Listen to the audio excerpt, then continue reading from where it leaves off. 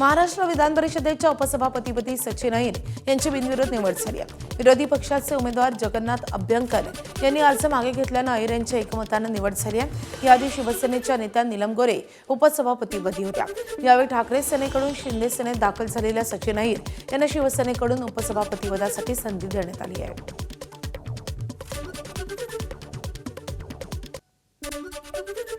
खरं तर अहिर हा जो शब्द आहे याचा अर्थ गोपालक देखील आहे आणि निर्भीड देखील आहे। आपण जर अहिर या शब्दाचा अर्थ बघितला तर जे कोणाला घाबरत नाहीत, जे निर्भीड आहे अशांना अहिर म्हणतात। सचिन भाऊंचं नेतृत्व हे पवार साहेबांकडे तयार झालेलं असल्यामुळे योग्य वेळी गोल कसा मारला पाहिजे याचा नेमका अनुभव त्यांच्याकडे आहे। सचिन अहिर यांच्यासाठी दोन ओळी मी सांगतो। उड़ान वाली चिड़ियों को कहाँ मालूम होता है, उड़ान वाली चिड़ियों को कहाँ मालूम होता है कि जमीन से जुड़े रहने का मजा क्या होता है। जो आसमान छूकर भी अपनी जमीन नहीं भूलते, जो आसमान छूकर भी अपनी जमीन नहीं भूलते, जनता के दिलों पर राज बस वही करते हैं।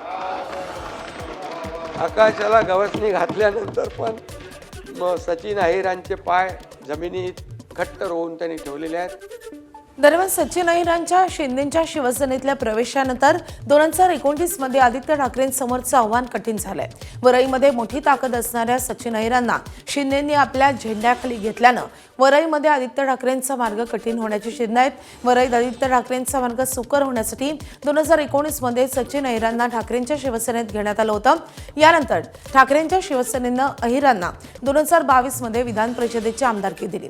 विशेष म्हणजे 2019 आणि 2024च्या निवडणुकीत अहिरांना सोबत घेण्याचा आदित्य ठाकरेंना मोठा फायदा झाला आणि त्यामुळे आता स्थानिक आमदार आणि नेते म्हणून सचिन अहिर हे शिंदेच्या शिवसेनेत गेल्यानंतर 2029च्या निवडणुकीमध्ये आदित्य ठाकरे यांची डोकेदुखी वाढणार असल्याचं चित्र आहे।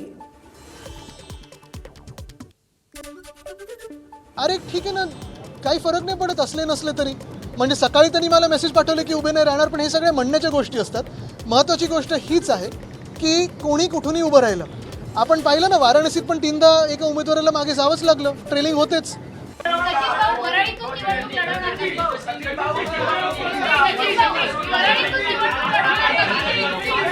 एकनाथ शिंदे साहेब जी जबाबदारी देतील ती जबाबदारी पूर्ण ताकदीने मी पार पाडणार।